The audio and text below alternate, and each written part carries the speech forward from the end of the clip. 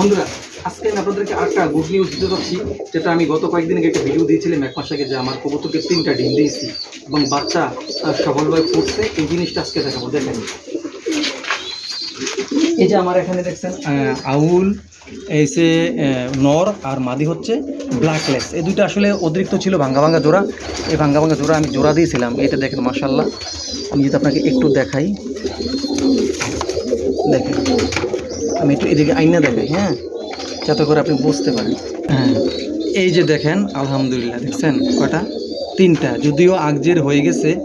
এই প্রথমেরটা হচ্ছে আউলের, এই ডিমটা একটু আগে, পরে 2টা ওদের বাচ্চা।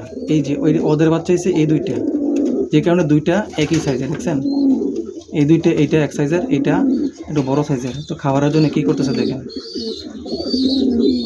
তো যাই হোক, এই আলহামদুলিল্লাহ ভালো আছে। দেখা যাক পরবর্তীতে কি হয়, কতটুকু ভালো সার্ভিস পাই, ইনশাল্লাহ জানাবো আপনাদেরকে।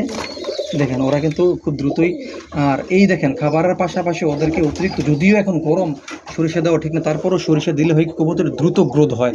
তা আমি হালকা একটু দিলাম, দেখি ওরা খায় কি না।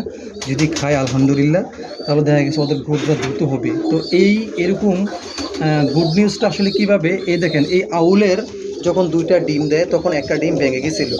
একটা ডিম ভেঙে যাওয়ার পরে একটা ডিম কী করবো, পরে দিয়ে আর বসাই নাই। কী করলাম, এই ডিমটা আমি এখানে নিয়ে আসছি। ঠিক 2 দিন ডিফারেন্স ছিল এই ওদের মধ্যে যখন ডিম দেয় তখন, যে কারণে আউলটা আগে ফুটে গেছে, এজন্য একটু বড়। আর ওদের যে নিজস্ব 2টা ডিম, ও 2টা কিন্তু একই সাইজের, 2 দিন ছোটো। তো যাই হোক, আমি আপনাদেরকে এই জিনিসটাই দেখাচ্ছি যে আসলে যা যদি ভালো হয়, কবুতর ভালো হয়, তাহলে কিন্তু কবুতরের ডিম ঠিকই বাচ্চা ফুটবে।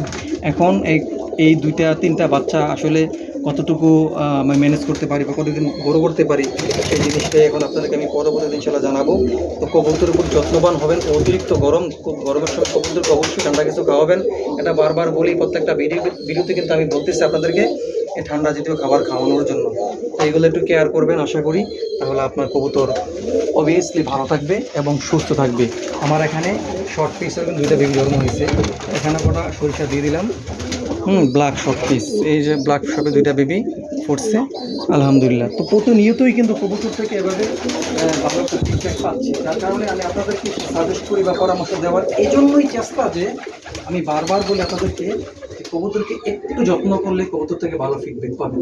আপনি যদি কবুতরকে আল্লাহর রাস্তা ছেড়ে দেন না, তাহলে কিন্তু কবুতর থেকে ভালো ফিডব্যাক কখনোই পাবেন না। পাবেন প্রথম 2-1 মাস পর, পাওয়ার পরে পরবর্তীতে জিরো, মানে কবুতর ডিম নষ্ট করতেছে, বাচ্চা মেরে ফেলতেছে, 2 মাস পর পর একবার ডিম দেয়, এরকম কিন্তু ডিস্টার্ব শুরু করবে। সুতরাং কন্টিনিউ পেতে হলে আপনাকে একটু কেয়ার করতে হবে। আমি প্রত্যেকটা ভিডিওতেই বলি, আপনি যদি আমার প্রত্যেকটা ভিডিও দেখেন, তাহলে কিন্তু আপনি বুঝতে পারবেন এই ভিডিওগুলো আপনার কতটুকু উপকার।